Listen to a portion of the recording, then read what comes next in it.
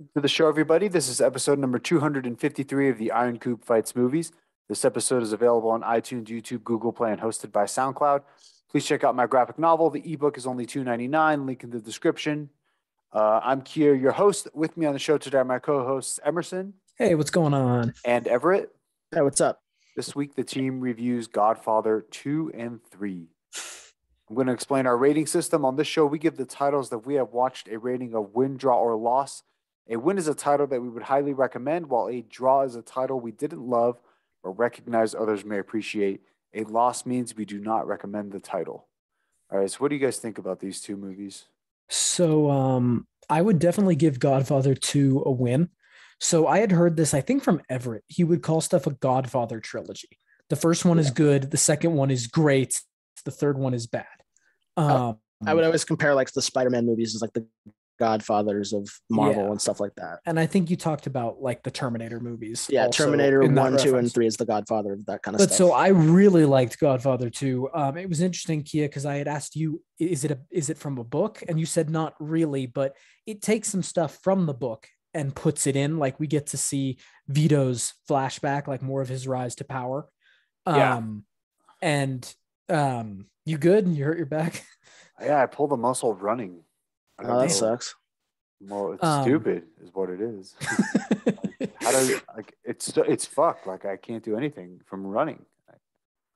That's awful. Yeah. But yeah, so I definitely give the second movie a win. The second movie was really phenomenal. I enjoyed watching it. It was a long movie, but just like the first one, it engrossed me really quickly. And I think once again, they took really interesting parts from the book while also doing their own sort of story, and that it played out really well. And I really enjoyed it.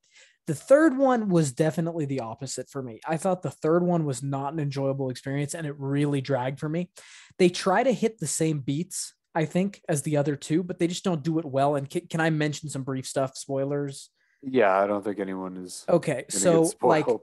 it's just super confusing. There's so many moving parts. Like, okay, there's this company and there's Sonny's son is here and Michael's daughter is involved. And there's this other guy who's like a big up and comer, but he's not the real villain because he dies halfway through. And then this other dude is the actual villain, and the church is involved, and there's deals going on, and people are reuniting, and helicopters arrive for assassinations. And like, then he's in Rome, and then he's not in Rome. Like, it just feels like a really convoluted, deep story. I was not incredibly impressed with that. Was Kupla's daughter, right? Yeah. I don't think she was horrible, because I did look up some reviews where people were like, she was awful. I don't think she was good, but She won like a Razzie Award or something. She was pretty much what I would call like an average poor actress in a movie. Like, I've seen this style of acting. Like, it wasn't that good. What was really annoying is I have no idea why someone decided, yeah, we want to have a relationship between Michael's daughter and Sonny's bastard son, and they need to call each other cuz as much as possible, because we need to remind the audience that this is incestual. And if they forget for a moment and just think, I don't really like this romance, without knowing that it's also incest, we failed. So yeah, for me, the third one was not a fun movie, and I think they made a lot of mistakes with how it was presented. So the third movie came out the year I was born. Yeah, Al Pacino becomes what Al Pacino was for me most of my life. I just want to point that out, because in the first two movies, he's not really like, he's not the Al Pacino he is lately. I like him much more in the first two movies, but then in the third movie, I was like, there's the guy from The Irishman. Well, you haven't seen Serpico. Have you seen Scarface? Yes. So those two things plus Godfather are like what made him, and then he became like, honestly, I think he's been playing himself for like 30 years, honestly. Yeah. I don't think he's like, they put him on a pedestal, but it's like those earlier movies. Since then, and I guess what is the other one? Dog Day Afternoon, but people don't talk about that one as much. But yeah, he's been playing himself for a long time. Like, he's basically a caricature. Yeah, and it was honestly really funny, because I think you said when you were watching Hawking once, Kia, you were like, there's the chair. He's like becoming himself, like he's becoming the final form. And watching the Godfather trilogy is watching Al Pacino become his final form.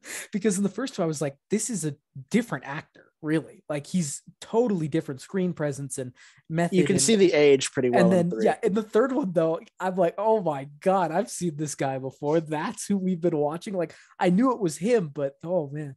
So yeah, win for Godfather 2, loss for Godfather 3. Everett. Yeah, it's basically the same thing. Emerson hit all the good points. Godfather Part 2 is a win. Although I will say, I think I prefer the first one. I like the second one, but I like the first one a little bit better. I think it's well written and well directed. I do like, I normally don't really like flashback sequences in movies, but I do kind of like them in this one. I like seeing Vito's backstory and how he sort of became who he was. What? Didn't you have something to say to me, Everett, that you said you wanted to say on the podcast about what Mr. Fredo? Oh my God. Okay. Yeah. Well, let me get through 3. Yeah. 3 was a loss. 3 was boring and strange. You can see Al Pacino's age, but when we reviewed Godfather 1 and you compared me to Fredo, I didn't know what that meant. And now after seeing this movie, I'd like to formally say, fuck both of you. Because fucking Fredo. Oh my God. I really want to get into the spoilers and stuff of this movie because I have a lot of notes for both of them. But yeah, like win and loss. So Everett said he liked the first one better. I think I like the first one better too. What about you, Emerson? It's challenging because I like seeing Vito's coming up. I do like seeing those sequences. That's interesting to me. It was interesting to me in the book too. Like, how did he become who he is? And I also do enjoy, I enjoy the ending of 2. I would probably say they're about even for me. I couldn't choose. But if I was going to go back and rewatch one, I would rewatch the first one because that has some really iconic, interesting scenes. So does the second one. But I think that the Vito stuff saves Godfather 2. I think that all the Michael stuff is pretty boring until the end. It's mostly just him sitting in chairs and brooding, I guess. Did any of you guys recognize Uncle Junior from The Sopranos? Yeah, he played Ola, right? I don't forget his name, yeah. But he had brown curly hair. I have that in my notes. I didn't recognize him. I recognized his voice immediately. I was like, oh shit. That happened in 3 when I saw, what is it, Joe Mantegna from Criminal Minds or whatever his name is. I don't know who that is. It was the guy who was the minor bad guy in 3. He's got the black hair. He's the one who assassinates them at the guy, the cop on the horse shoots him down. Yeah, he's the one Sonny's bastard son kills. Oh, Andy Garcia. That's not Andy Garcia, is it? Sonny's son? No, the guy Sonny's son kills at the parade. Yeah, that guy, Zaza. Yeah, Joey Zaza. I love him in Criminal Minds, but do you guys like Michael as a character? I like him in the first one a lot. I think that he's fine in the second one. You're right that he becomes far more interesting towards the end, but I don't have an issue with the third one. The interesting part is when he kills Fredo. Well, he kills Fredo, but it's also interesting. He's basically done with Kay, and he's no, I'm drawing a line in the sand here.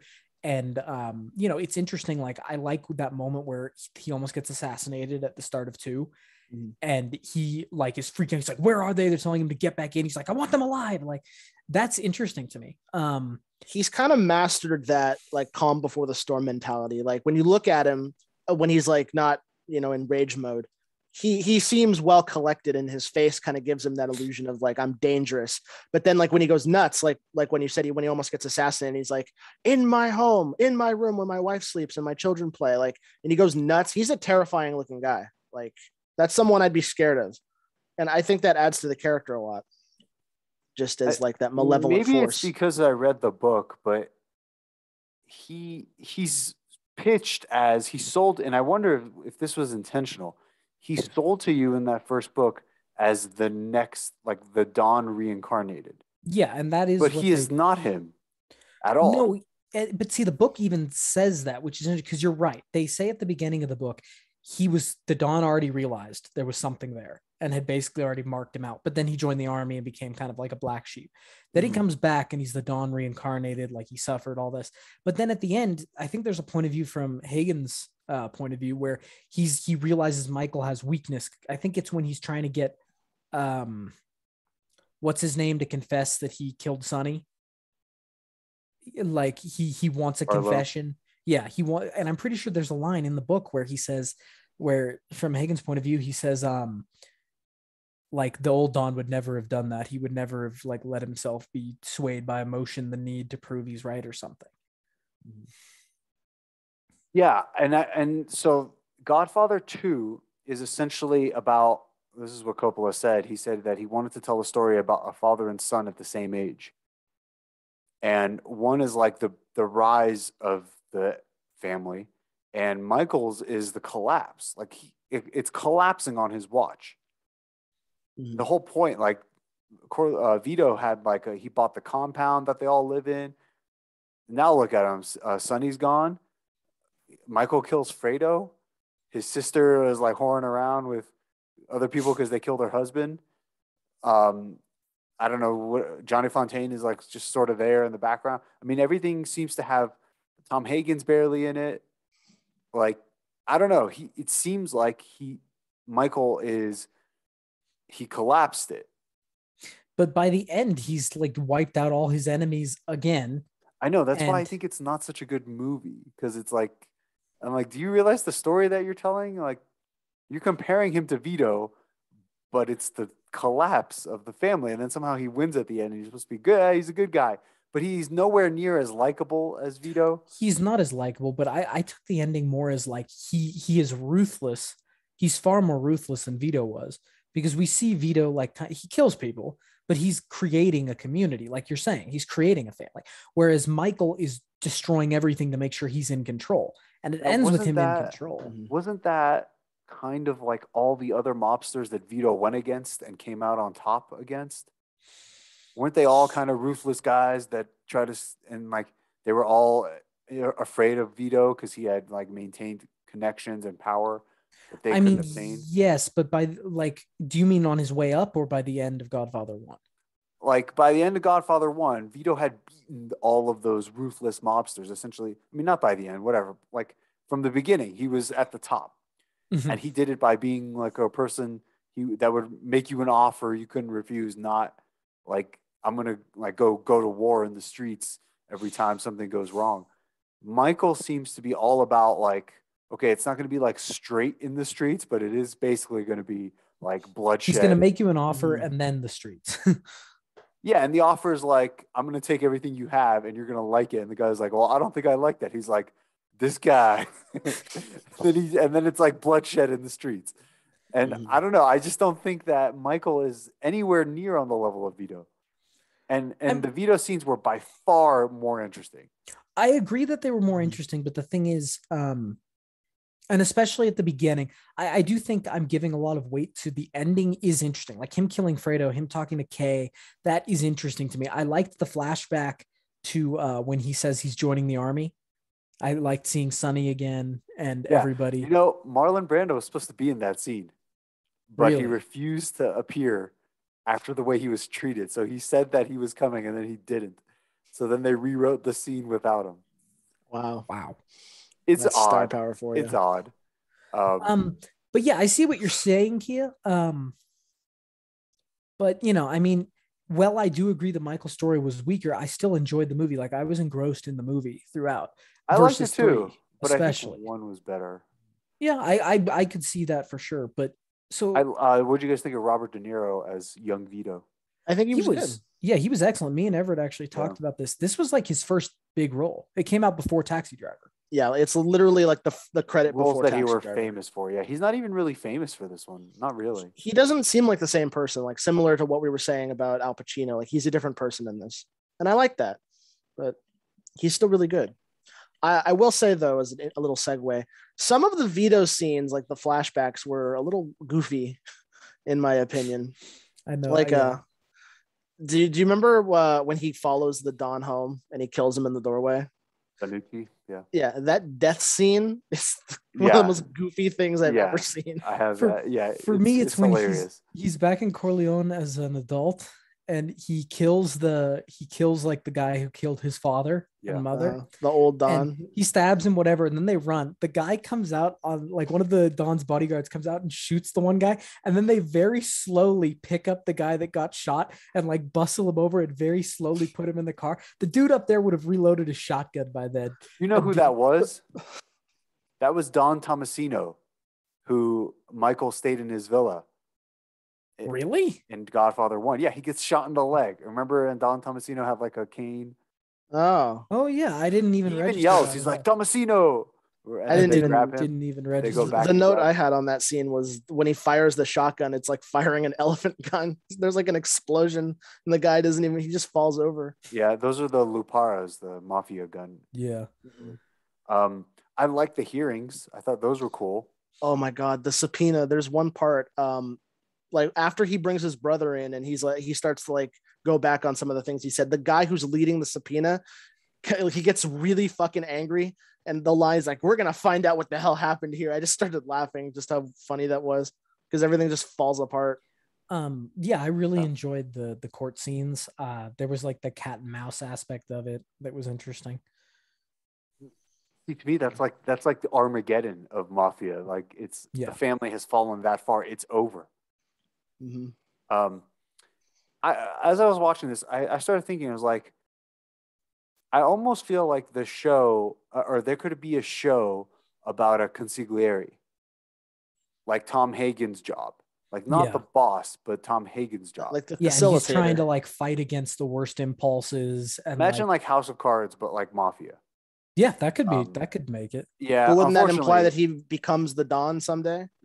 There's no way. Like once it gets past season 2, he's now conspiring against the Don.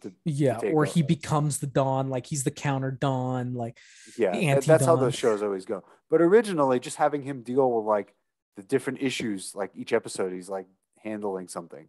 Yeah. Well, it was also like if you think about it in Daredevil, season 1. Who was Fisk's right-hand guy? What was his name? Yeah, I forgot his name. Come on, Everett, you know this. Fisk's right-hand guy. He's in a floating wheelchair in the show. Not MODOK. Wheelchair. Yeah, in the Spider-Man comics, he like floats around. Alistair Smythe? Yeah. That's the guy with the robot drones. Okay. Yeah, no, Smythe. But that's not his consigliere in Daredevil Netflix. Yes, it is. Smythe. That's Smythe. Are you sure? Because let's find out. They had Smythe in the Amazing 100% Spider-Man. wrong. Okay, I'm not going to make the bet, but I am going to look it up. BJ Novak was Alistair Smythe in Amazing Spider-Man 2. Yeah, His name started with an S, I think, but it was not. That white guy with the glasses? That's not that's 100% who I thought it was. No. This was season 1? Yeah, he's in Karen Page kills him. James Wesley. There we go. So it's not Alistair Smythe. Who the hell is James Wesley? He's a minor character in Marvel. He's the faithful assistant. Thought you were talking about like Tombstone or something for a minute there. I'm like, but what I was saying was that Wesley, like that's kind of what he does, and it's interesting when he's like going to the lawyers and he's saying like, all right, we need you to get this guy out of jail and we'll pay you this amount of money, and he's figuring out something's going on with Karen, and he's trying to like, okay, the Russians are moving this way, we need to do this, like, and he's trying to check Fisk's like insane influences. In Sopranos, Silvio was the consigliere, but he really didn't give that much advice. Yeah, I will say, I'm starting to see all the references that I missed watching where I am in Sopranos now.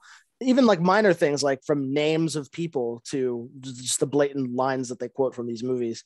There's 2 famous ones in Godfather 3. There's as soon as I think I'm out, they pull me back in. And then right after that, they say, our true enemy has yet to reveal himself. But that's what they say in Sopranos. I think the actual quote is, our true enemy has not shown his face or something. Sopranos is actually famous for misquoting things, like intentionally. Like they say shit wrong. It's really funny. But if you listen for it. So do you Kia, you said, I don't think you mentioned, what did you think of 3? So did you guys watch The Godfather Coda? Yeah. Yes, that's what it's been renamed. Coda, The Death of Michael Corleone. Okay. I think it's a better movie, whatever version that is, than what originally came out. I was a Okay. little confused because when I was finished with it, I went on Wikipedia and I read the plot, and there were a lot of differences. Specifically, the ending. I was surprised I didn't see some of the stuff they described. Because Like what? like on Wikipedia, it says that at the end of Godfather 3, it shows Michael like elderly in a chair and he dies. He like falls out of his chair Yeah, I and he's saw that. lifeless. That wasn't in the version I watched. It just ended with him sitting there with He those two didn't dogs. fall out of the chair. Yeah. No, What the fuck? Okay. it was He odd. wasn't like about to die, but he didn't They fall obviously out. cut it before I he watched him fell. fall out of the chair. I didn't. Okay, I don't know what version you want. Where Yeah, did you mine find that definitely version? I fell. just watched it on Amazon Xbox. Prime. Oh, I watched it mine on Amazon. Xbox. I watched it on Amazon. The Godfather Coda. He fell out of the chair. There were two didn't versions. fall. I picked one. Yeah. Okay. There were two options for you. Yeah. See, It's odd. when I finished Godfather 2, I just rented Godfather 3. Like, Did you have a prologue by Coppola? No. no. Okay, mine had a prologue where he explains like what he Yeah. wanted to do with the movie. Well, you know, he only did it because he needed money, right? No, That's why he made the movie. really? What Yeah, a piece of He shit. was like dude. out of money 30 years later or 20 years later, or No. whatever. It's like the equivalent of Star Wars. Like they make the movies 20 years later and it's not the same. Everett, do you have any more notes on Godfather 2? They're mainly like little snippets, like things I thought. Like if I'm going down really quickly, Michael's fucking scary. I recognize Junior.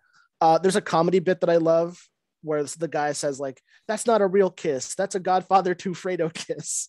And I finally realized what that meant. I said these people, never mind. These people need to invest in some silenced weapons because they choke out fucking everyone they hate. Like they either garrote them or they smother them. Sometimes they do it to send a message. Yeah. That kind of plays into the next one. Why did Finucci have that giant ass scar across his neck? Did they ever explain that? In the book, they explained that he had basically lost a turf war or something, and they did that to him. And that's how Vito knew that he could win against them because he's like, anyone who like has that done to them can't be that serious. Okay. So there's that, the death drop where he kills the Don, the subpoena thing I already mentioned. The scene where they talk about Kay's abortion, I thought was brutal. Like Yeah, him that and Sicilian her thing she says. Yeah. Him and her discussing that, and then ironically, immediately after he slaps her and they start freaking out, it switches to happy train music when the train's leaving the station. Yeah. And then like the ending with Fredo and the boat, that's iconic. I've seen that so many other places. You were my brother, Fredo. Isn't that what he says? At one point, but you broke like my heart or earlier? something. Like Yeah. when they're at the New Year's party, when he does the kiss, he's like, "I know it was you, and you broke my heart," or something like that. I love that scene with the Cuban. Everyone realizes Batista's out, and they're like, "Oh shit!" And they all start dipping as the Cuban revolutionaries enter the city. I love that scene of like, Godfather oh, it's over. 2 is in Cuba, the game. And you're Okay. like taking territory over in Cuba and fighting like the army, and it was a bad game. Unfortunately, yeah. Let's go through 3 though. I have more notes on 3. They're just little snippets. Just before we start, the version I watched, Kupla literally is like, when I made the third one, my goal was to make a story about what would it be like after everything has happened. Like, he was just like meandering. He like meandered for like 7 minutes about like why he was making the movie. And what you just told me, makes total sense. It's there was Star Wars and then there was this. Like these are the two trilogies that were like Star Wars. People now will say like, all right, Return of the Jedi is maybe like not it might be the worst of the original 3, like the weakest. Not that it's a bad movie, but this one was like it took a shit on the franchise. But I just got to say, one of the funniest fucking quotes, and this is okay. So back to my point of like Michael kind of sucks, and not only is he like not as likable as Vito, but he's also not a good boss. Like I'm surprised at how much you guys like him. How the fuck would you put? What's his name? Andy Garcia's character. I forgot. Vincent. Zaza It's or Vincent. Vincent. Sonny's son. Yeah, it's Vincent, Okay. right? Yeah. Vincent Mancini. Yeah. He's the son of the woman with the giant vagina. like, how does Vincent end up being head of the family? This is Vito's legacy. Like, Michael really fucked it up. Yeah, the way they sort of phrased it, it's like, if you want that, you have to stop seeing my daughter. Like, it's a trade almost. That's what I took from it. Yeah, but it's Which, like, if that's true, like, why would yeah, he why? even be in line for that? Like, why would he be an heir to the empire? It doesn't Poor make Tom any Hagen. sense. That man got fucked over. Well, Robert Duvall didn't want to return because they said that they were paying him 10 times less, something like that, 10 times less than Al Pacino. And he's like, you have to make the pay closer. I'm not going to come. And they wouldn't do it. So he didn't come. And that's why there's that other guy in the movie.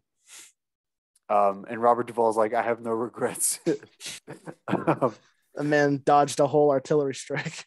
Okay, so they're trying to say like he's like Sonny. He's a hothead. I'm like, okay, that wasn't that kind of the thing in the first one where he wasn't fit to lead? Like, Yeah, 100%. And That's got how he him got killed. himself killed. Yeah. Yeah. so they're basically saying that he's like Sonny 2.0, yet somehow he's also Michael 2.0. And the funniest quote he says is after Zaza like shoots at them from the helicopter, which is like they're trying so hard to make it cool, but I'm like, that's a fucking insane, Yeah. That's elaborate action scheme. movie. Like, Yeah.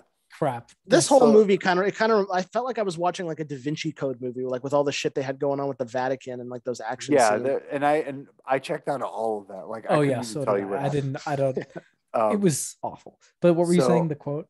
So after he does that, and they're like sitting there right before Michael says those two famous quotes, they're sitting there, and Vincent says, and he yells this. And he's talking about Zaza. He says, "You can tell him from me. He can live or he can die." He screams it, and I had to pause it, and I was like, "Wait, what?" Because I was picking up on the fact that they were trying to set him up to be like the next guy, and I was like, "What does that even mean? Tell him from me, he can live or he can die." And so Zaza hears that, and he's probably like, I think I'm gonna live and continue to fight you. Yeah, I think that's the way I'm gonna go. Like, what kind of fucking stupid ass? Oh yeah. And then he says it like this. The delivery is like this. He's like, "Hey, you can tell him from me, he can live or he can die." And Michael's like, "Shut the fuck up." Do you guys remember that? Yes. In the kitchen, right? Like, this is a circus. What the hell is happening?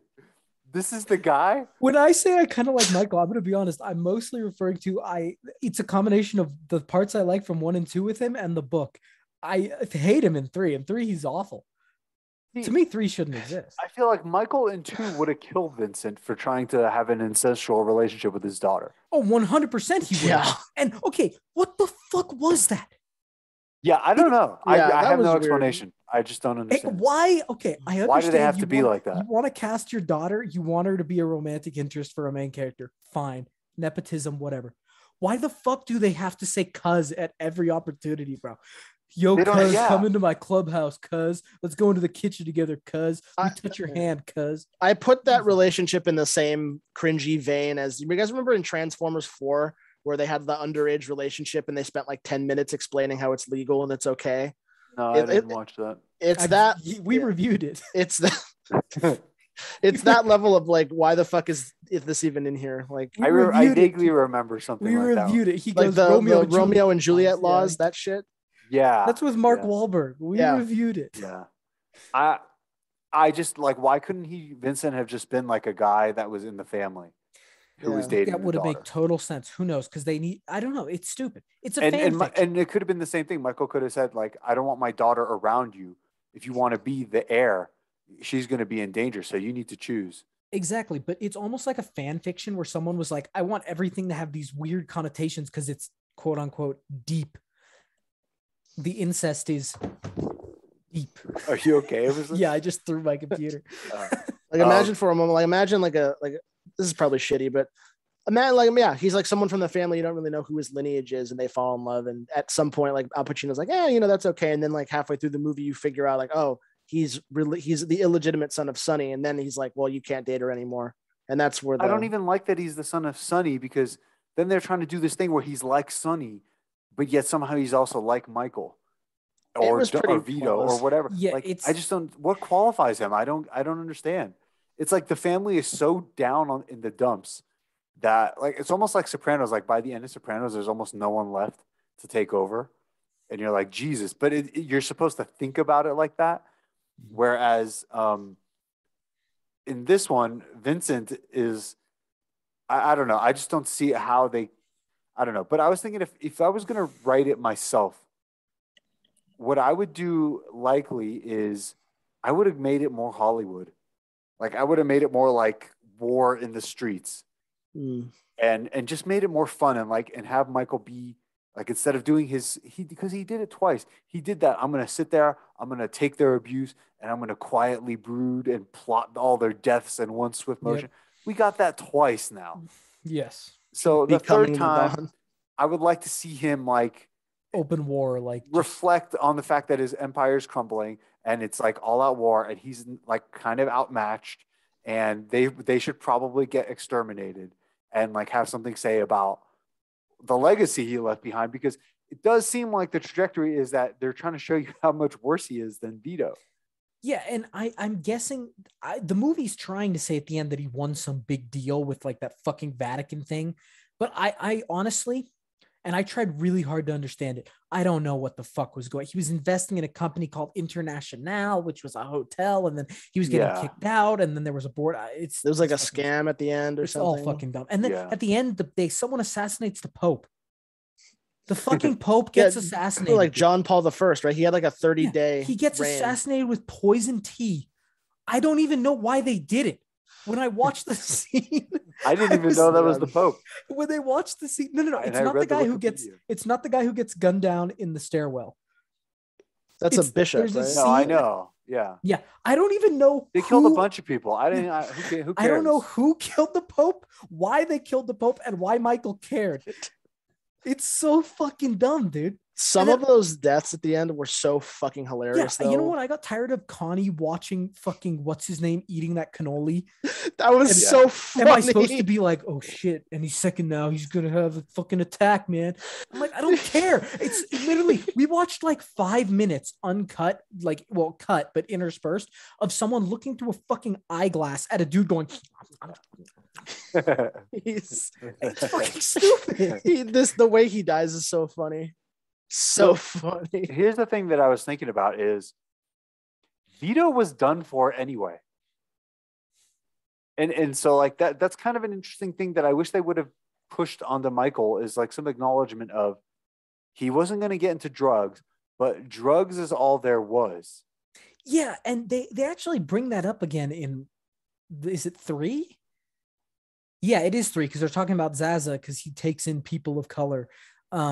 They're like, but you make sure they don't deal drugs, right? It's like, how can you remake the movie? This was made in 90. What year? 90? Okay. 90, the drug crisis was here. Yeah, like it wasn't 80s, as bad it as was it is. already. Yeah, but my point is that how can you make the movie and not acknowledge that like drugs became everything? And drugs led to the bloodshed in the streets. Mm-hmm. So if you wanted to make it like Michael is holding out his father's legacy of like not getting into that, and he was the last holdout, and they were coming after him just like they came after Vito in the first one, I think that would be a better story. But Vito, he got shot because he wouldn't go into drugs. Drugs were coming. There was no way around that. Vito was done. His whole business was done. His way of life, everything was over already. So like, it's kind of interesting. Like, I wish it would have been like Michael, if they had made him more like Vito, but had him acknowledge that he was inheriting something that was basically over. And like him trying to survive, like they go to California because of that, and to run hotels and to become legitimate. Nevada. Like Michael understands, like either we go into drugs, which is what my father didn't want, or we have to become legitimate.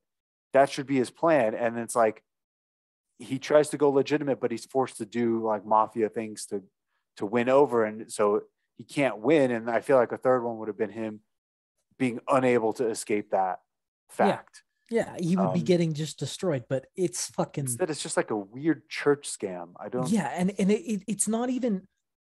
There's a way you could make the story make sense, even if it's bad, but it's so convoluted with so many characters entering and exiting and like just random discussions and people like... There's like 7 levels of backstabbing. How well did this movie do, like at the box office? Was it a flop or?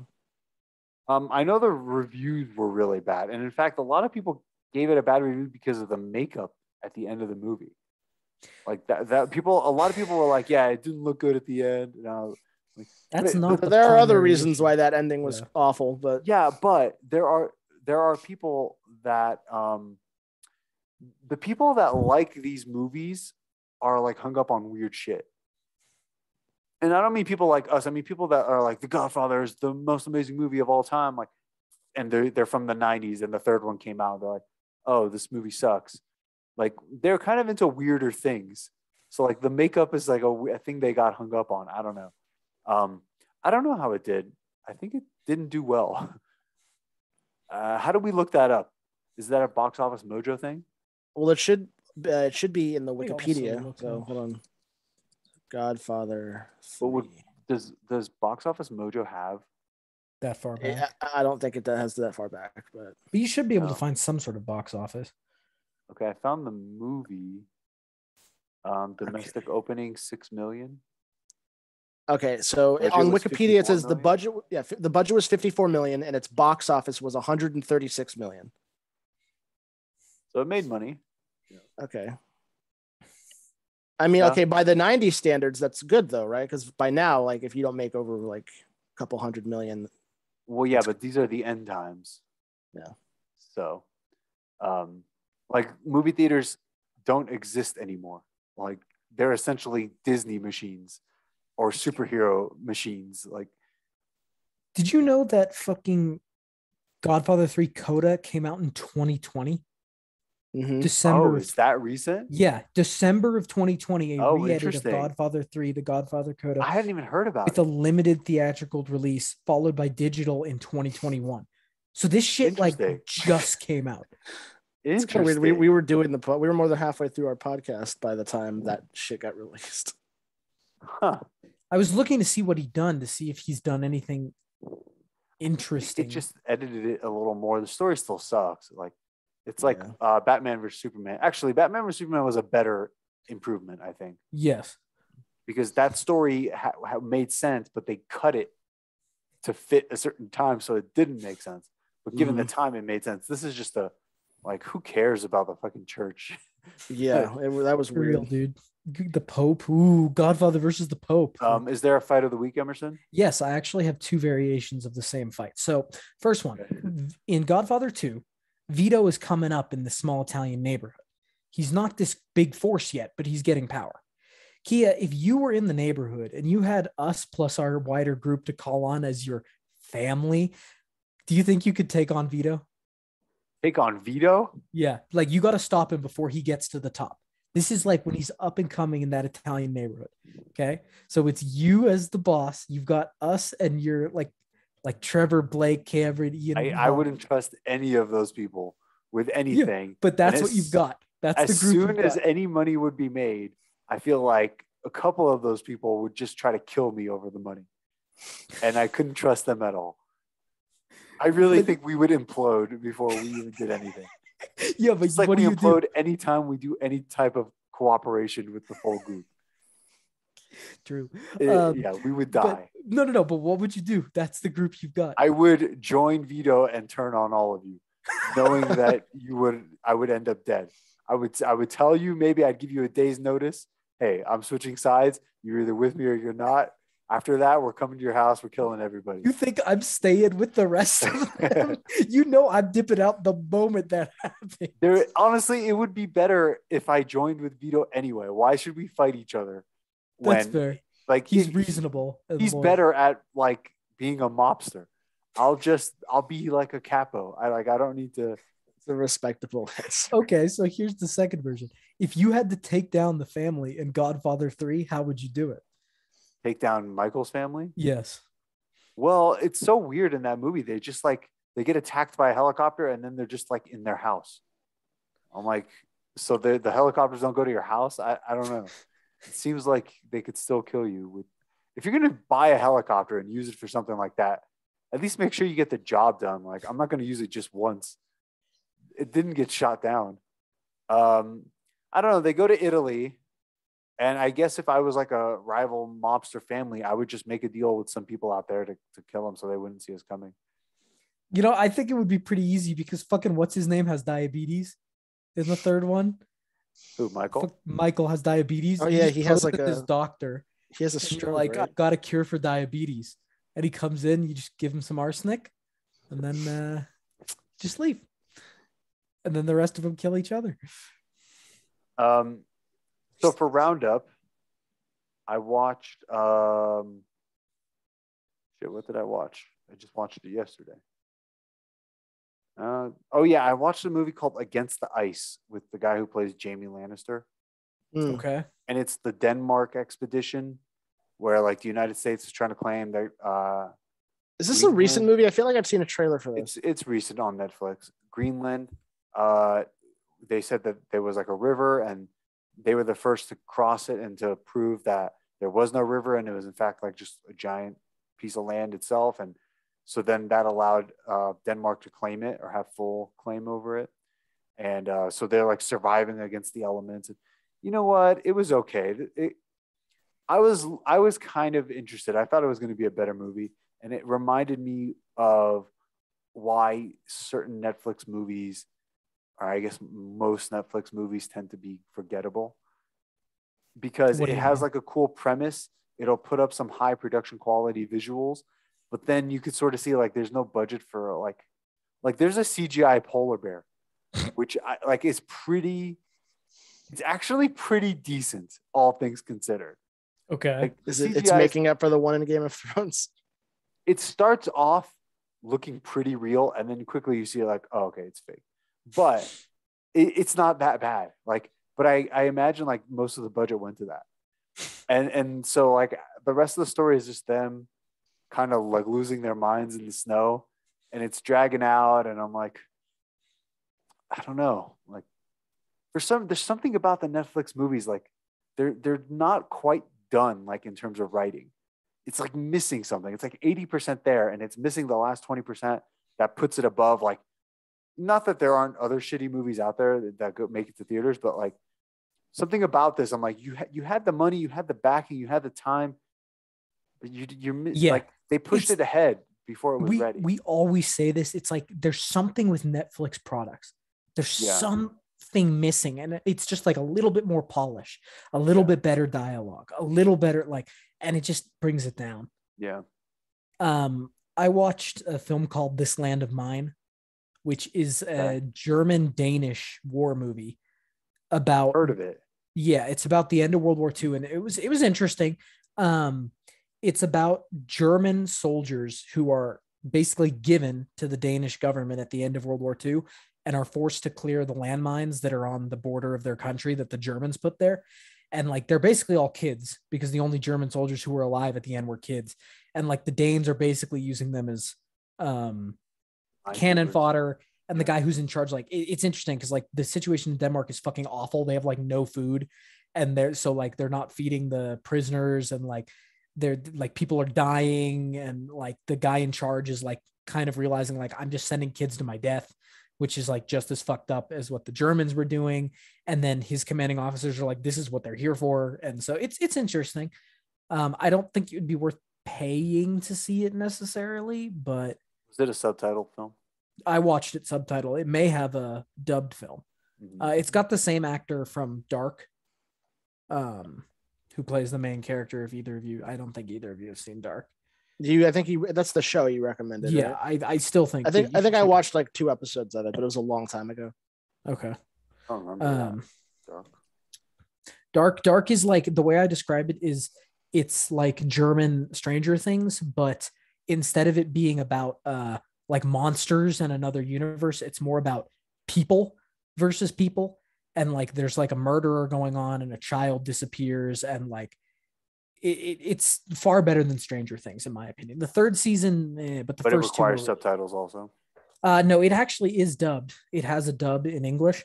I watched it in the original just because I think that the original acting is pretty good, and I sometimes get distracted by the dub. But you can check it out. Okay. On Netflix. I got something for Rob. Yeah, I got something. It's not a movie. I finished your graphic novel, Kia. Oh, did you? Yeah, and I have some notes I want to discuss and talk about Okay. what I thought. Yeah, let's talk about it in spoilers. Why not? Okay, so in spoilers, so I'm gonna go through it if I can find the stuff I'm talking about. So first of all, if I had to give it a rating, I give it a win. I really liked it. It was very easy to read. It's very easy to comprehend. I got through it in about an hour and a half, so it's a nice quick read for anybody who wants that. Uh, I liked the story and the characters. They were all very well fleshed out. I will say though, it kind of left me wanting more, a little bit more. Like, it's me personally, like, as my personal preference. I kind of wish you went a little bit more in depth with like the history of the cultures and stuff. Um, Well, I originally wrote it as a screenplay and it was already at 120 pages. And so that is why. Also, I, you I understand. have the depth. Like every single culture is fleshed out. It's No, It's just I know, I there. know, Yeah. I know, no, but no, no. It's I mean, there. it's not in the book fully. Kia has like background and stories and I know. step two, Yeah. three, It'll four. be in But other stories if I ever make it. But yeah, it's paced. That's why it's paced. And I think that is its biggest strength is how well paced it is. I will say, after reading it, I agree with the both of you that this would make a fantastic Netflix series, like an 8 episode Netflix series, You're or Well, like just a I didn't straight say, on I just Netflix told you letting it down. I wrote yeah. it as a movie. And I'm saying like I would 100 this it's perfect for it. I know you wrote I it like think it's that, a but movie. You don't think it's a movie? I think it would be much better as a show, like 8 or 9 episodes, especially with the way you pace the fights over the course of like the You'd couple need to days. add a lot to make it a show, though. You would Don't you Yeah, think? also, but that's where that world building element comes in. Like that's what you add, and I feel like that would make it I great. think it hurts the pacing though, and it takes like a story that you could digest in 2 hours and turn it into a 9 hour story. I think Well, Kia, you know what they say: you either die a hero or you live long I enough hear to see why you. yourself become a filler show that you hate. Yeah, man. Can you imagine if that happened in one of my own things? Yeah, you create the Um, filler, and you're like at the press conference, you're like, Yeah, it's 100%. I know why Everett says that, and I get it. When you read it and you feel like it's episodic because of the way that it's structured, Mhm. and you're like, wow, there could be more here. But I think that there's more value in being lean and mean. I'm trying to find pages. One little element I love, and we are in spoilers, so I can show pages, right? Yeah, Okay, so it's gonna be the reverse anyways. after It's gonna every get fight and DMCA'd by after Amazon. each of the champions lose, these little graphics you did of them entering like the like the afterlife sort of. I love those, You know what? Let's talk about it since I have. especially after how do you pronounce her name? The orange nomad. What's her name? Dio. Sayo. After Kair and Sayo fight, you did the alternative version of that, where she surrenders the ring. So was it clear to you that the others had died and she hadn't, and that Mhm. was the difference between the two pictures? Yeah, no, that's what I'm saying. I like the alternate version. Like the others had died, it's her just walking off, but it's the same style. I like that. That's what I'm saying. So there was Um, something. This is where this came from. Okay, at the end of God of War 3, 4, God of War 4. Did you guys play it? I've seen the playthroughs of God of War. I know what happens. At the end, very end, they like hit the place where I guess the mother was like a prophecy person, seer. You're She's a talking about giant, the I one think. with the Norse stuff, right? Yeah. She was she was a frost giant. So they get to the end, and I guess frost giants can see the future, right? Mhm. So they get to the end, and it shows like the boy on the wall, the cave painting that the wife drew, and then like the wind comes and pushes the cape away, or the drape away, and you see that Kratos is dead, and Kratos sees it too. So Mhm. that is where I was like, what if the hero knew he was going to die before like the final battle? Mhm. And so doing that element and then being like, I want the Sentinel realm to be visually different. And then it was a matter of I also wanted to do something like as a send off at the end of each section when someone died. Mhm. But I was like, how do you do that without like giving away, like, I don't know. I was like, should I do it before? Should I do it after? It was like, I was kind of unsure. But when I pegged down the idea that he's going to go to the Sentinel realm and it's going to look different, then I realized that I could do the individual pictures as life or death. And the only tricky one was Titus, because Titus lost, but Kair died. So it seems obvious now, but at the time I was like, how am I going to show like Titus being like he's alive even though he lost? And what do I do with Sayo? And then I was like, well, I'll show Sayo being alive, but anyway, it worked out. Like it ended up working out perfect, actually. But it's funny when you think of it. It's like, how could I have ever done it any other way when you look at it like that? But yeah, at the time, as I was making it, it looked a lot of different ways. Yeah. What else, Everett? I also enjoyed guessing at what the inspirations for each of these cultures were. Okay, you took reference from Avatar: The Last Airbender, right? Is that where Sayo and her people come from? No. Well, if not, I Believe it see or not, like Everett, there's some people like that in the real world. I know. They're called Asians. I know. They're actually like they're pretty influential.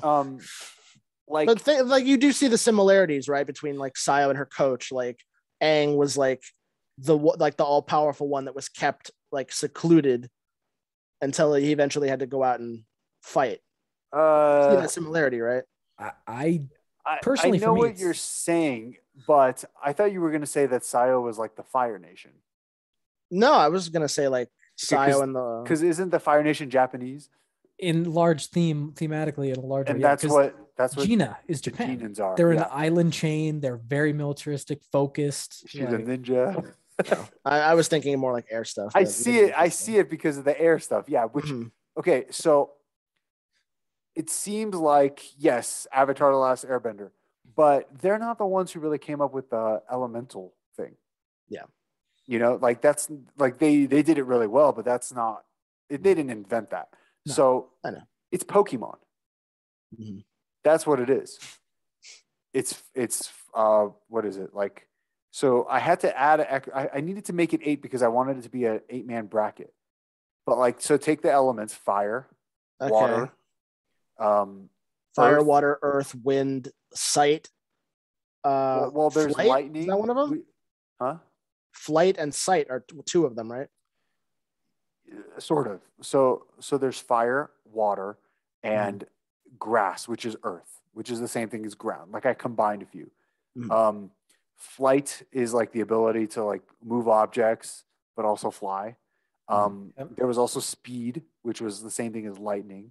Yep. Strength was just strength. And then there was metal, which is like steel and Pokemon. And then there was the magic of the Donians. Then there was the Donians, which was kind of a wild card that I like figured out after a while of what do I want them to do? What do I want it to be? That sort of thing. It's like creation magic, basically.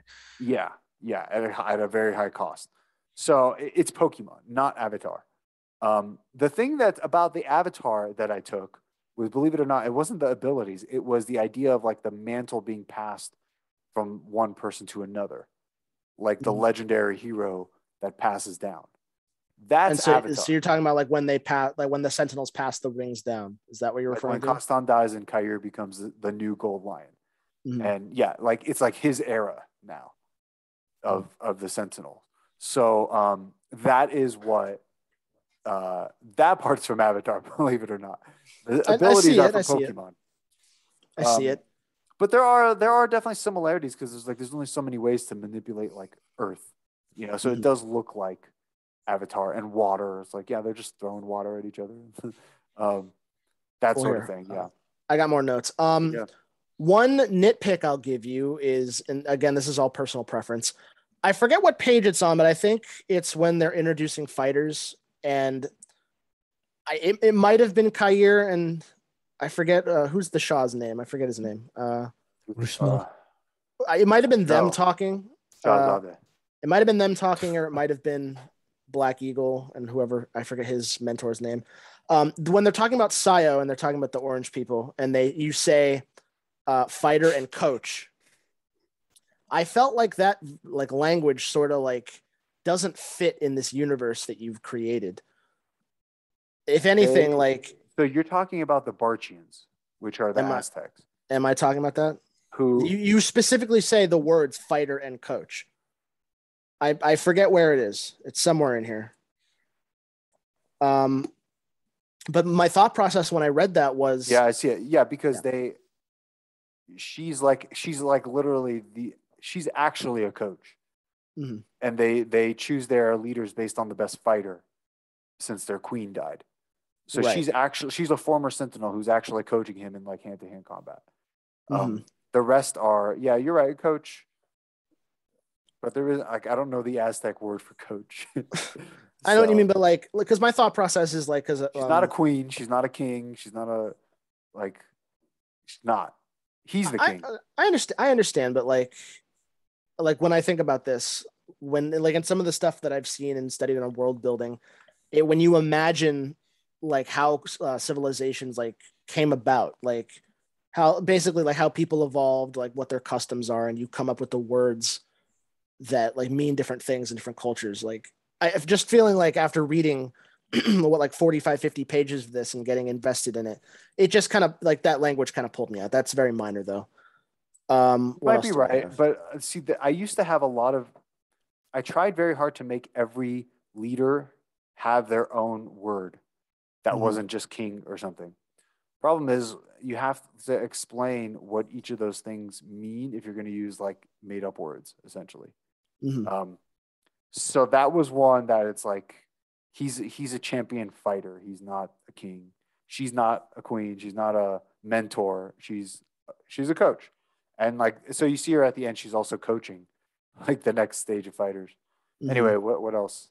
Um, I have like art comments that I really thought were funny. There's I don't know what page this is on, but I wrote in Edu's tent, someone looks like Gary Oldman. That It might have been must just him. be a coincidence because It must it's a coincidence.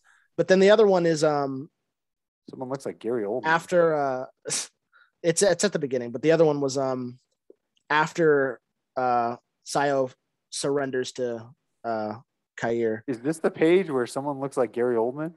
What page is that on? Uh I don't know. They don't have page numbers. I don't know. I don't know. I don't think so. That's his yeah, I don't know. Anyway, after the surrender, when she's back in her tent and her coach is yelling, or the guy's yelling at her, that I thought that would look hilarious. Like his facial expression looked hilarious. That one I Yeah. have to find. Yeah, I know where it is. Yeah, he was pissed. Yeah.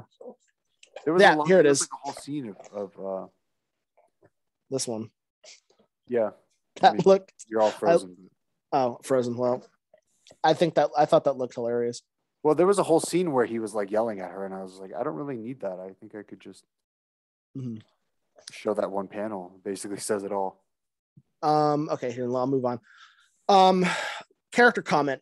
I think my favorite character out of all of these is definitely Black Eagle. And to emphasize that, I really love the scene you added where he's showing respect in the morgue. I think that's a great character addition, just showing like the honor between soldiers and stuff like that. Well, it's also because it sets up the fact that he learns respect for people who give him a good fight. Which is why he surrenders at the end. It's not just that he surrenders; it's that he'll also keep peace after that. Like he doesn't see them as beneath him anymore. He learns the respect from a tough fight. And in this case, he got beat, but he beat Adu. But yeah.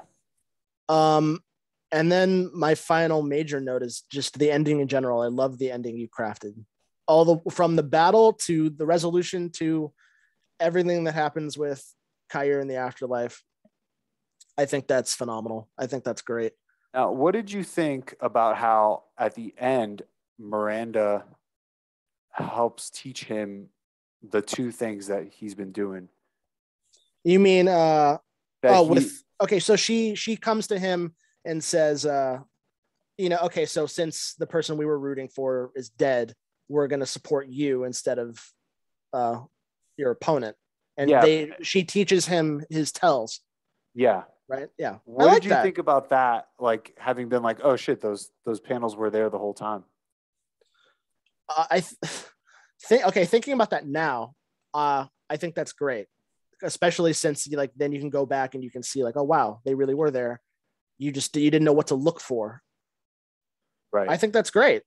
I think that's really cool. That came very late in the writing. That was very late.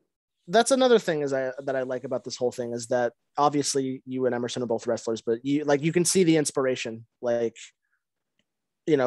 close range fighting, hand to hand, wrestling moves, strategy, all that kind of stuff. And then like Tournament. there's the tournament. And then there's other basic stuff like perseverance and, not staying down and fighting. I'm not a wrestler, so I see it through a different filter than you two do. Did you pick up on the fact, like, was it clear that Sayo would have won? If she didn't surrender? Yes, Yeah. I definitely picked up on that. She had Kair dead to rights. I mean, she says you could break out. Like, he could have broken out of the ropes, but he admits, like, she would have killed him. Yeah. In one of the earlier versions, they did indeed fight. And did he end up killing her, or I remember she fought Titus in the first round. Yes, it was Titus, and Titus fucks her up. He barely beats her. Yeah. But also, like, in terms of the ending, the fate of both the leaders, and keeping the peace by returning the rings, I think that's great as well. Yeah, and they're wrong. Like, Shahzadeh was right. He was right. Like, you have to control these people. There will always be war as long as they have the rings. Like, keep all the rings for yourself and keep everyone under your thumb, and that's peace. One godly being ruling all. He's right. So, the sequels, if I ever write them, will have more bloodshed. But overall, I love it. I'm glad I read it. What did you think about Kair dying at the end? I thought that was poetic and good. A lot of people, when stuff like that happens, they bring up the whole, like, what the comparison to, like, religion, like, like Jesus dying for his sins and stuff like that. But like that's a common trope. Like, the person who wins, the savior, eventually will then die at the end. I thought you did it really well. There was two reasons why I did it. One is because I felt like, you spend all this time with the character, and then once he's gone and his accomplishment stays behind, then you feel like there's value to his presence, and when it's gone, there's value to that also. Like, the reader gets a sense of, like, okay, so they just lost this great peacekeeping force in the world. But also the fact that he's gone and his accomplishments still exist, it just adds to how, like, almost godlike he was in life. Well, then also with sequel building, I was looking into what would happen if he was alive. And it's like, it seems unlikely that they would go to war against him. So it would make sense that he would be out of the picture, because had he been there, there wouldn't be a world war afterwards. But so I'll give you a hint about the sequel. All right. It's like 20 years later, and Sayo is basically like a pariah, even though she's still the Sentinel. And the Genins feel like they were shortchanged and that they should be at the top of the world right now. And so it comes that a new general, who is actually in this story, he's in the crowd in one of these panels, watching the fight. It comes to pass that he gets his hands on the Sentinel ring. And so now Gina is ready for war, basically. Like, they're going to start a world war. There's no Kair to come through and, like, talk him down. Some of the Sentinels are still on, like they've barely rebuilt their countries, and, like, so there's a lot of things in flux there that kicks off a cool story. That sounds like it has a lot of potential. If you ever write it, that'd be really cool. I am gonna write a prequel first if I ever do that. But I will go back to my first point, is that I really I want to know more. Like, that world building element, I feel like would really benefit it. Like, when I read stories like this, and I don't really have a lot of good examples. Like, I don't read Warhammer that much, but I guess Warhammer is an example I could use. Emerson, back me up if I'm wrong or right. There's a lot of little snippets of history with stuff like that you could go and you could read about, that then justify future events. So, like, things like this. What you're basically saying is there's a very large universe Yeah. Where things are caused because of past events, and past events remembered cause future events. Yeah. It's just like history. Yeah, I know. I know. Yes, Kia, Yeah, in the conversations I've had with Kia and like seeing some of his ideas from what they became, and like this is a potential sequel, and this is a potential sequel, and like this is where this guy's story. And you see some of that, like when Titus, when that flash comes forward that shows he lives through the tournament. And it's like where that leads, because Kia's told me a bit about what he thought about maybe that story. Like, yeah, there's a lot of potential for a universe here where it's very connected, not so much expanding like the Marvel universe kind of is, which is expanding outwards in the sense that most of the Marvel universe is now building on just new character, new movie, new character, new movie. But a lot of Kia's universe is expanding up and down in the sense that past events are directly influencing future events. Yeah, but like it's those past events that I want to hear about. Like specifically, like the one specific thing I'll say is the Akovian War, the war that's like so bloody and massive and about to come to an end unless this thing, like the tournament happens. I want to know more about that. Like, you know, prominent figures, events that changed the tide of the war for either side. You know, stuff like that, like real historical stuff. And every culture could have stuff like that. That's what the prequel is. Then that's going to be fantastic. It's not going to be a war though. It's going to be more along the lines of like Revenge of the Sith. It'll be that type of story. But Everett, when you saw the vision that said Titus survives the tournament, what did you think? It kind of threw me off because first of all, I didn't expect. I didn't. Okay, I was kind of wondering what we were going to do. I didn't read ahead. I'm trying to figure out a way to describe this because obviously you're not gonna like make him win and like have the bad guys essentially win the whole thing. Well, that was like the first 16 drafts. But it was fucking awesome, dude. And the Kings for making the snidest fucking comments the whole duel. It was fucking hilarious. So the original version was Kyir dies and and Black Eagle reigns supreme, dude. And it was funny as fuck because the Kings of Akovia and the Kings of Akovia and I'm forgetting the name of Kyr's civilization. The Shah. Okay. Oh, Carbon. Yeah, Carbon. The Kings of Akovia and Carbon were just roasting every contestant like nonstop during the duels. It was fucking hilarious. But you know, the funny thing is, Everett isn't even aware. Everett, for like the first 16 drafts, the rings weren't even a thing. Yeah. It was literally just civilizations. Like there was a show called the Deadliest Warrior, something like that. Yeah, I remember. They would just do like Viking versus Knight. Yeah, pirates versus Knights. What is it? It's the American Special Forces versus the Israeli Special Forces. That kind of stuff. Like that's literally what it was. The first couple of drafts. So it was Persians. It was Romans. It was the Japanese. It was the Zulus. I mean, these are still what they are. The Egyptians. It wasn't.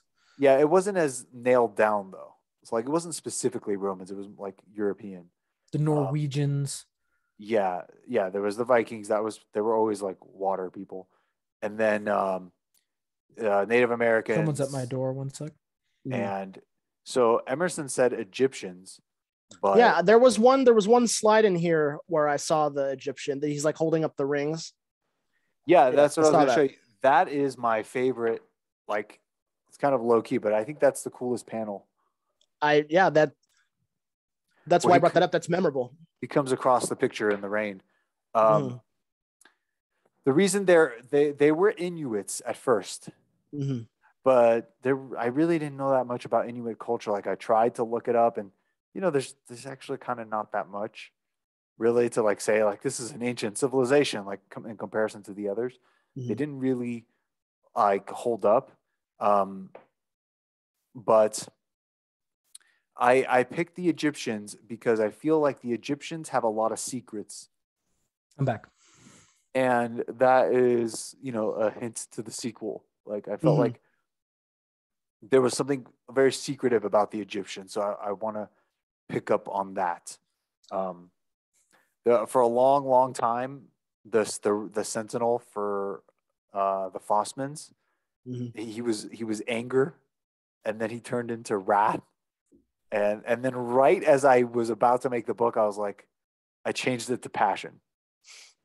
Because I just couldn't think of a better. People were always like, "Oh, you're saying black people are angry," which in itself is racist. Just to suggest that just because, like, I attributed that, it wasn't, it had nothing to do with that. But like, you see that and you think, "Oh, that's the stereotype of black people being angry," and I was like, "Well, that's not what it is." But clearly, people were seeing it that way.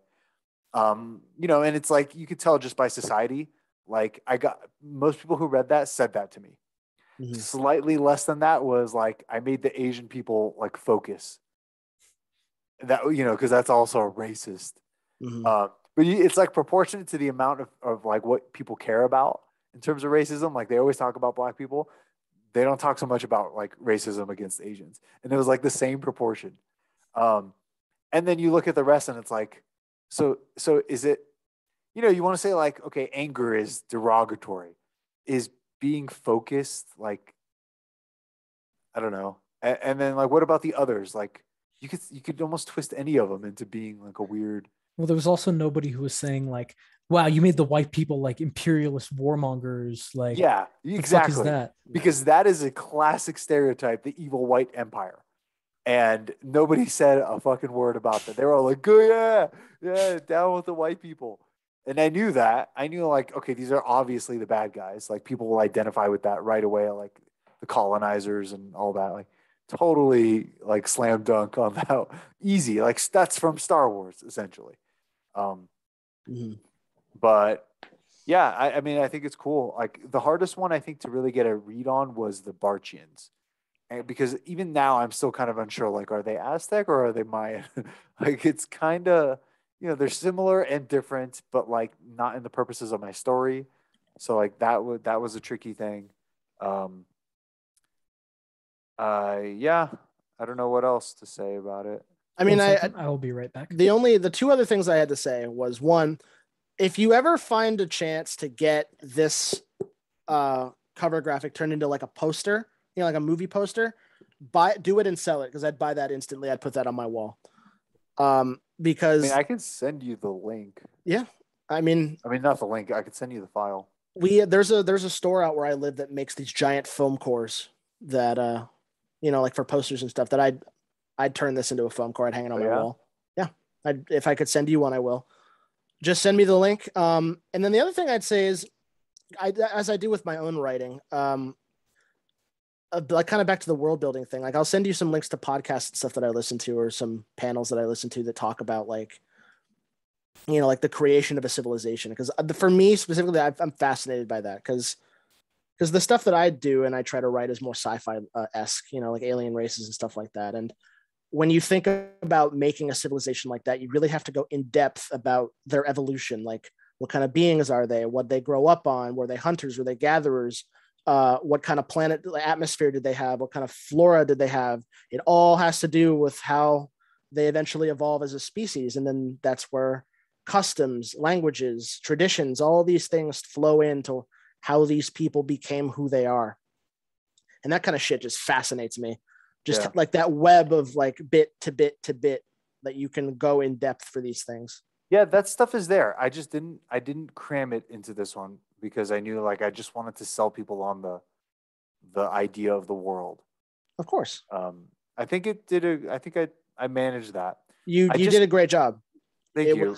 It was comprehensible. Like it wasn't too overly detailed where have you ever seen Jupiter Ascending, the Wachowski Oh movie? hell yeah! I didn't. Okay, I so did. okay, I so saw Emerson him on knows the plane. so Emerson knows what I'm talking about when I say that movie is so overridden with lore and world building It's and too terms much. that you don't understand. Yeah, they overflow you with that to the point where it's just too confusing.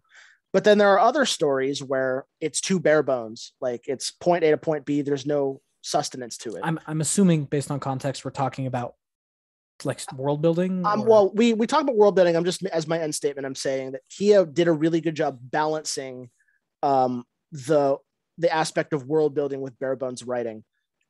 But I will say that I would have preferred a little bit more history in there, but that's personal preference purely. I think that a good example of good world building is Avatar: The Last Airbender. Yeah. You introduce people to the concept, But the thing is, world building becomes infinitely easier with multiple iterations, multiple episodes, that type of thing, because you have to introduce it over time. Establish the current rules, which I think Kia's book did really well. Establishing the current rules, hint at greater things, which it did, and then move on. And it's the fact that it's centered around this tournament. That's something that's fairly easy for the average person to get into. UFC, MMA, all these styles of like people fighting each other, duels, champions, very common. Game of Thrones, champions going out there. But this time you can see it in a very unique, I think he is probably talking to Jade. You can see it in a very unique and like interesting world. So it's something familiar and something foreign. And you combine that and you get something really interesting. Here's the thing though. Don't end up like George R.R. Martin, because with something like this, when people read it and they because you know how long I waited to read this. Once I actually read it, now I'm like really invested in the world. So now if you don't come out with another book, it's going to be really disappointing. Well, that is something that keep him like you, when you're saying add world building, part of George R.R. Martin's problem is that he built it too big. Yeah. And he can't close it down. Like, I know that's what his problem is just from writing this story. I'm like, you could do it. I could go so wide with this. Like, I could make 50 books if I wanted to. But it's like, would that be the best version? And also, like, could I pull it all back together for a good ending? It might take my whole life. And what if I get like halfway there and I realize like I can't even control this anymore? Which I think is exactly where he is. I think he's at the point where he's like, how do I get this person here so that I can end this story? And multiply that by like 20, because that's what he has too many irons in the fire. You can't reconnect it that easily. You got to tie it all pretty neatly. But anyway, so absolute win. Here's the ideal structure: is that I'll have 8 books, each one with a sentinel at the like center of it. Like they'll have their moment. The prequel will be really based like from the point of view of the Black Eagle, not Titus necessarily. The others will be more like Game of Thrones-esque, like point of view, episodic, but still like a movie length story. Have you ever thought about not doing like you don't have to do art, like ever writing like 3-chapter short stories set in this world and just have like 10 of them in one book, like an anthology almost? I mean, just for my own OCD, like I would rather they all be consistent. Right. Yes, but I still am working out like though. I have a plan on the stories I want to tell, and you know me, I'm lean and mean. Like I'm not gonna. There wouldn't be too much excess. Like there would be room for that at some point, but not too much excess beyond that. It's also like I did write myself in a little bit of a corner, which is like the rings. You have to have the ring to do the cool shit. And so you can't just like tell a story about a character who's running around unless they got the ring somehow. So, yeah, but I've been having trouble. Like when it was a screenplay, the feedback I was getting was, it's great, but it doesn't have an established fan base, and just like it's not wise to invest in something with as much effects as this would have, given that it doesn't have the fan base. It's like, so you basically want like a Spider-Man comic with that fan base, and then you'd be like, yeah, I'd greenlit that. Yeah, it's like, what's fucked about the current climate where everyone's like, no, it already needs to be big for us to make it bigger. But the thing is, that's why nothing new comes out. Because and when something original does slip through the cracks, people tend to love it. Like a lot of the original stuff that's come out, people are like, holy shit. And like, I haven't got a bad review from anybody who read it.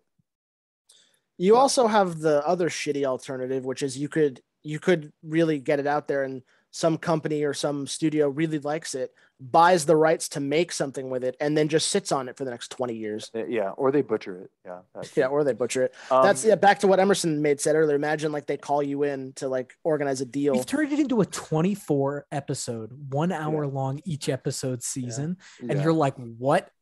And they're like, we're making it a 4-man bracket instead of an 8-man bracket. We thought some of the characters were a little shitty, so we added some made up ones to try and benefit the story a little bit. He's the champion of Exoria. He's a giant penguin. Like he's going to be the comedic relief. So I've tried to do Kyer does the floss halfway through. I tried to do the screenplay thing and I kept getting that response. So I made the graphic novel. The sales have been decent. They haven't been great. Like they've slowed down a lot. That's why I put it up for it's just $3, like for people just to look at it, just on the ebook, just try it. Um, but I don't have the same like viewership from my my action figure thing because I haven't been as active there. So like I don't know, maybe I could have done a little bit more. Like our podcast numbers have been basically stable, so I don't know. I probably sold as many as people that were interested in seeing it. Now it's like convincing people. So that part's not really working. And then I have to look at, I'm trying to get a literary agent, but I Mhm. don't know, like graphic novels are a weird sell. So it's not a novel and it shouldn't be because like I'm not really that kind of writer. I'm very much a screenwriter. Like I'm straight to the point more so than like a novelist. Um, so I'm trying to get a literary agent that would then help me sell it to Netflix or Amazon or something like that. I would definitely try for Amazon because you see shows like Invincible and Yeah, like but I any. need an agent first. I know, And but and so that part has been also difficult where I the problem that people are pitching you is that it's expensive and it needs the established fan base. If you pitch it to animation studios, they have like the people that do Invincible in the DC movies, like that level of animation, that's so cheap to make. The you the have real connections ever because I gotta get in front of somebody who will I actually I don't if I have connections to those people, it's like four steps down the line. Not I don't have them yet, but well maybe someday. yeah, I mean But that's my problem is like I don't have any It's getting connections. your foot in the door. uh-huh. Yeah, Because think about, they greenlight all kinds of yeah, bullshit. I was gonna be like, think about all the crap that you see around the world. Like it's really who you know Yeah, rather than what you're presenting. Because if you can get to a studio head, they'll probably be like, yeah, sure, okay. I Like need an agent, but I can't find one. You can't just throw the book at them though and just say like, hey, yeah, you need an agent to like sort of go to bat for you and spend an hour and basically do what we just did, flesh out the story and convince these people that the story is actually really good. Right, but how do you get the agent?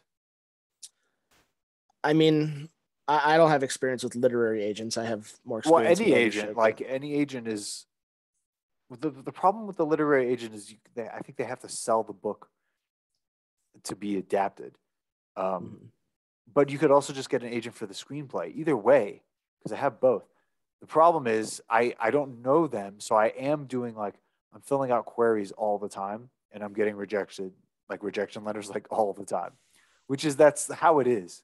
Yeah. But um, I don't know, man. Like it's you because like it's a book, so I can't. They'll ask for samples, but the file's too large. So I have to send them like a low res version of like 5 pages because that's as much as I can fit, you know? Mhm. And so it's just like somebody's got to see it with their own eyes. And, you know, I'll try. Worst case scenario, I'll just make my own books. You know what you could do? If you need a way to have people see it as well as like hear the story without giving them the shitty res, do what some people do. Do a graphic audiobook. Take like 10 pages, do a clip show of the art, and as the pages show up with the dialogue fades in, and you have people voice over the characters. And then I mean, you could that's just how I did the trailer. yeah, and you could just send people the link, and they could watch it, and they could get it that way. That's not difficult to produce at all. All you need to do is voice acting, and the I rest mean, you you got to just pay the voice actors, right? yeah. But I mean, creating that video is not hard. You just need to have the art in high res, which you do, and then you just need the effects to move it around, which is that comes standard on any Final Cut or iMovie or anything you use. Yeah. It's an Uh, option. I mean, for now, I'm just reaching out to the literary agents. It's probably not going to work. And then I'm planning the prequel. So we'll see. Anyway, let's move on to gaming. Where is it? All right. GTA 6 will reportedly take place in multiple cities as the so first screenshots leak online. Have you guys seen this? no, but No, so just talking about this, right? Multiple cities. What do we think that actually means? I think that means they're going to have three Small. separate cities, and they're all going to be really small and low res. and it's not going to be one big. But see, here's area. what I'm wondering. I don't even know what this picture is supposed to be. Like imagine Saints Row.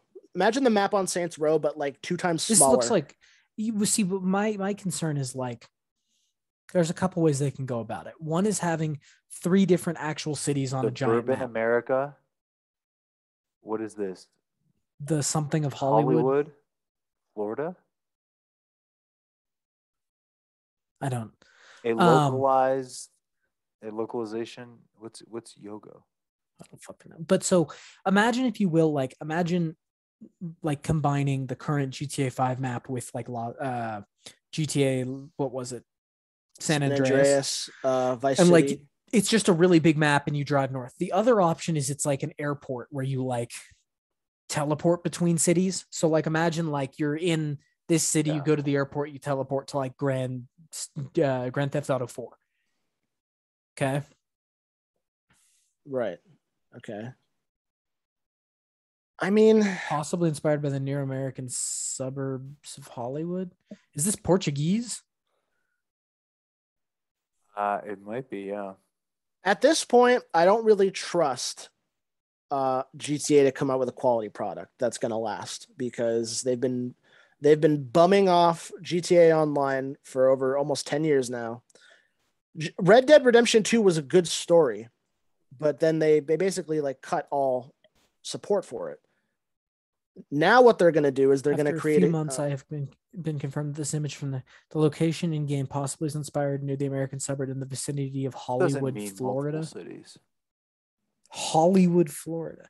That doesn't mean multiple cities either. But the thing is, what I'm saying is like, let's be honest here. Let's say tomorrow Grand Theft Auto came out. You could travel to Vice City, or not Vice City. You could travel to Liberty City. Yeah. You could travel to Liberty City from the airport in the current GTA 5 map, and you could travel to San Andreas. Do you guys set in Cuba? Jesus. Oh no, another one. Do you guys think that would make the game better? Because I think the primary issue with GTA right now is that there's actually nothing to really do. They limit your freedom and your creativity and like your customization options, and they've turned it into just a cash money maker. And I cannot believe that they won't do the same route for the next game. They've made so much money.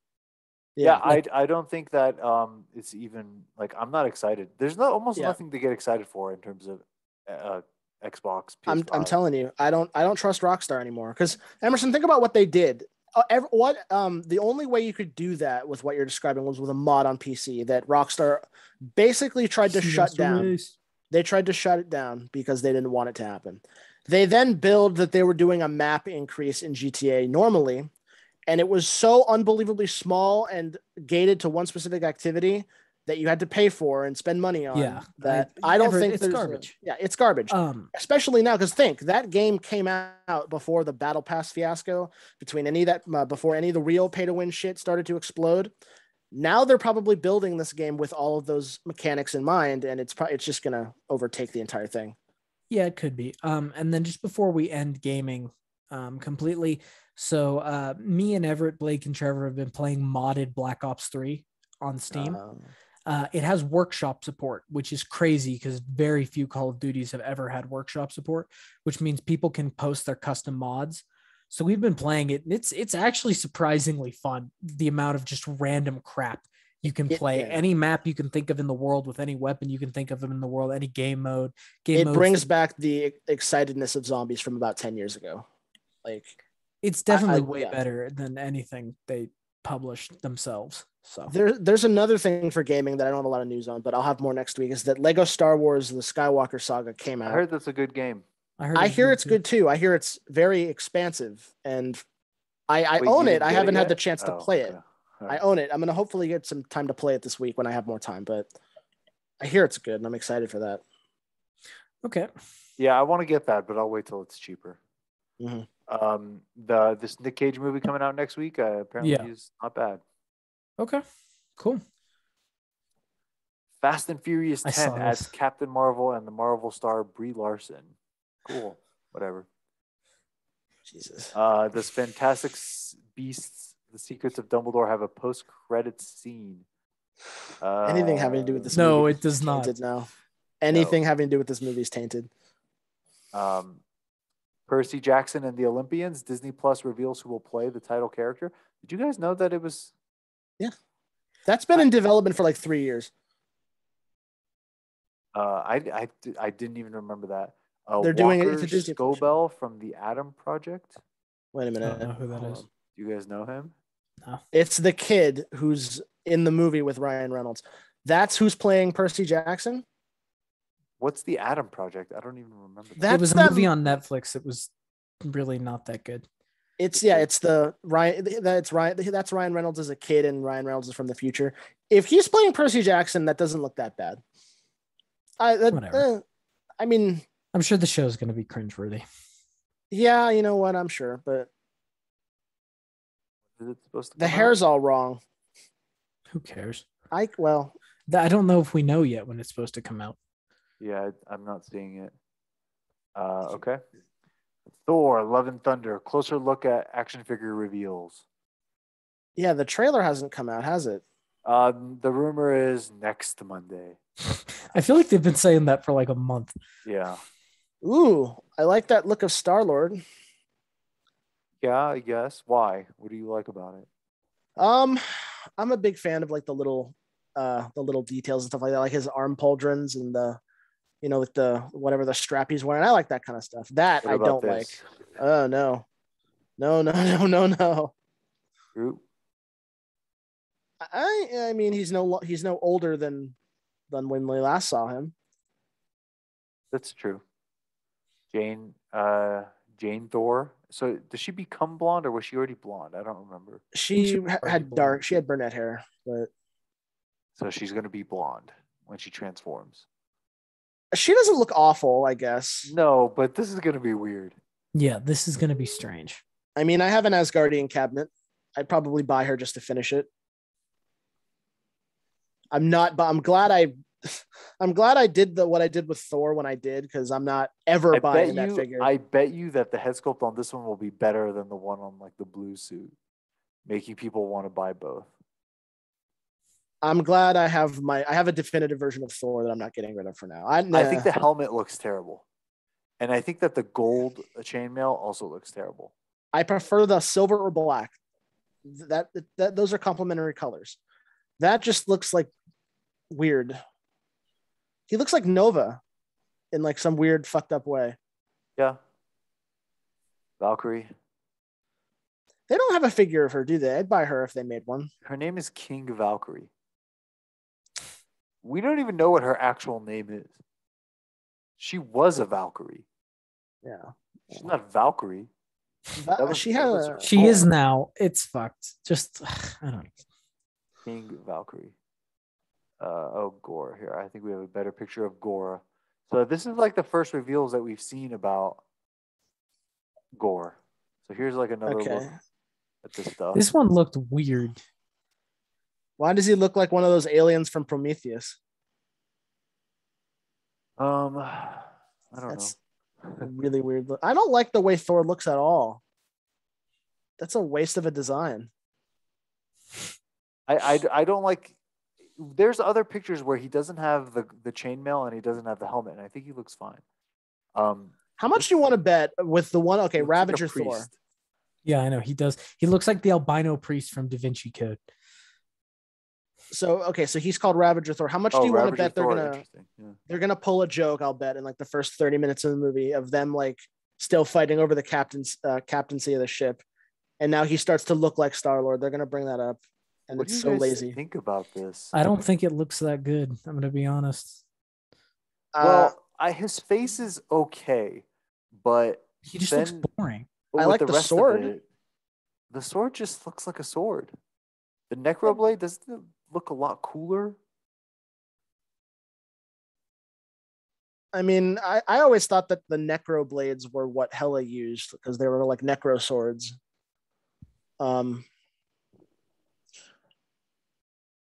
Yeah, see that's what she had. No, but that's clearly Gore holding. This is Gore. Yeah. That's really weird. Maybe he has like that same ability or something. I don't know. He looks better in the comics. I don't really. Well, I understand that they want him they made him like more human. So they could show Christian Bale. He looks like Zaz if Zaz were like albino. And he looks like a priest. He looks exactly like Paul Bettany's character from the Da Vinci Code. I don't know. You saw it. Remember, we reviewed it. Oh yeah, the albino fucking murder guy from The Priest. Hold on. You're right. Oh man, that's a serial killer picture. Oh my god. You're so fucking right. Huh. Yeah, I'm not crazy about it. Here's the thing, and here's what's interesting is that people are actually getting really hyped for Thor, like based on what I can tell online. Yeah, it seems like that. And they're expecting a lot from it, I think. Like they kind of forgot that they took Ragnarok, a storyline which was literally the apocalypse, and they made it into a joke. Yeah. And now they're expecting, well, what I've seen is two things. I've seen people who are like, this is going to be crazy. He's the God killer. It's like, I don't know. And then I've seen people who are like, yeah, I want to see Ragnarok too. Did you guys see that? I'm seeing a lot more people who are expecting like plot.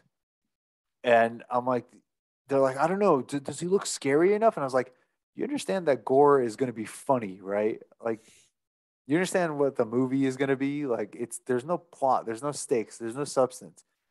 He's going to be making jokes and being stupid. Did you guys see that Love and Thunder beat the record for closest release to the trailer?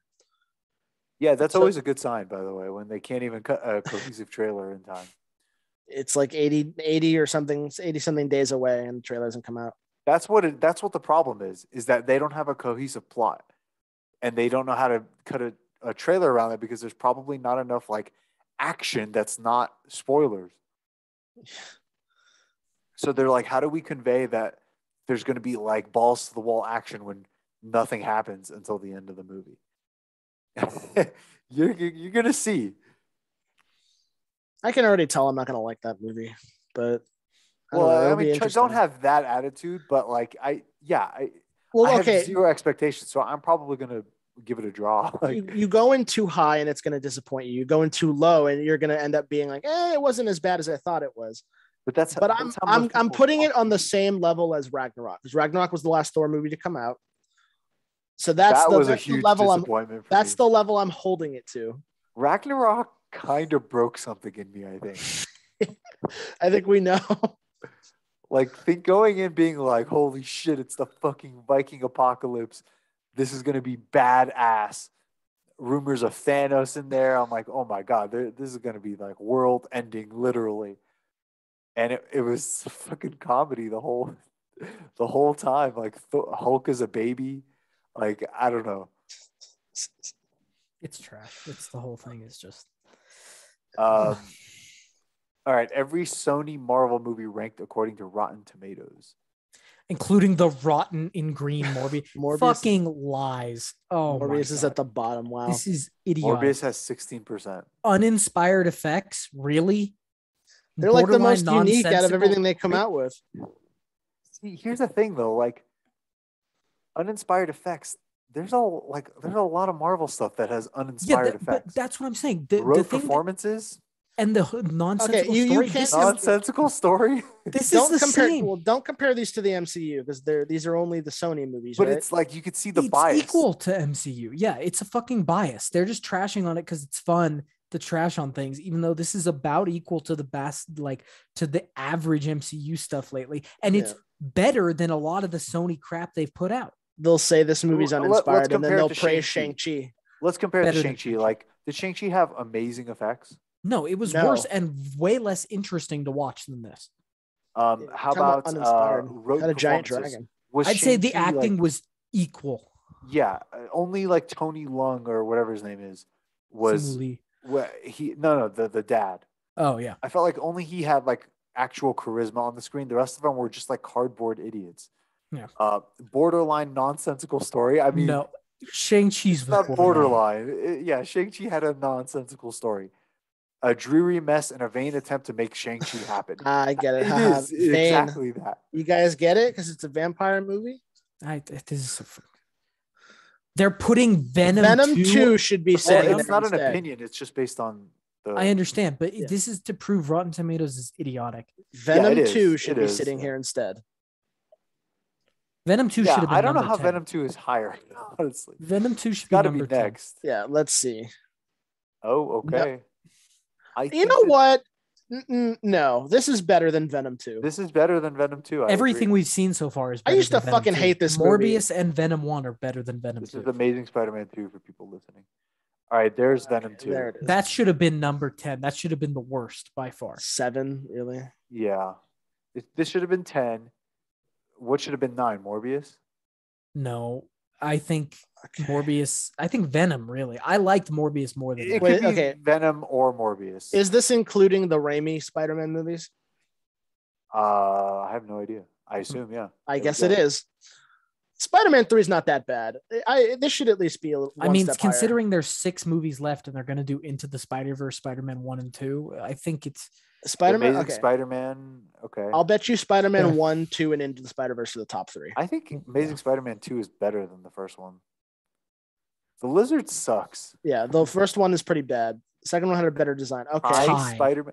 Okay. What a cop out. 90%. I mean, I guess it's not a cop out. It's based on numbers. Far From Home and Spider-Man 1. You know what? They're both really good movies.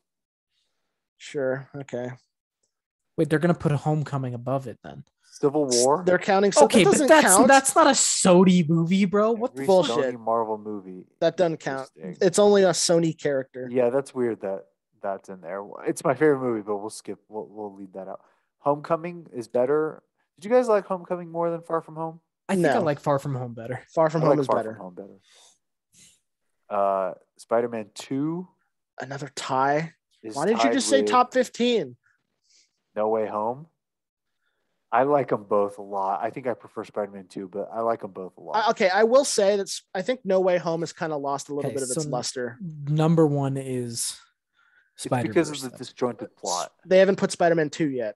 Where the Yes, fuck they was did. Spider? Oh, they We did. did see they Spider-Man 2. They It was tied tied. it with Far From Oh. Home. Oh. If you were too busy No, ranting. they tied it with the original, right? Yes, they tied it. What with did the Spider-Man 2 tie with? Spider-Man 2 tied with I don't know. I don't remember actually. I know we saw it. There it is. Tie. It must have Spider-Man tied 2. for number 2. No Way Home. Okay, you know what? Yeah, fine. Fair enough. Into the Spider-Verse is definitely the best. That's one, though, yeah, I idiotic. agree. Fuck Box that. office Okay. mojo, Sonic beat Morbius. Yeah. I hear the Sonic movies are actually not bad. I'm not going to watch them, I but mean, define bad. They're Sonic movies, so it's like it's so funny to think like one animation studio saved that movie's future. So that's hilarious. Do you guys It's the remember day that? to turn 57 at the Yeah. bottom. 57. So didn't it say last week that it was? Is this domestic only? Oh yeah. How do we see? Okay, worldwide 126.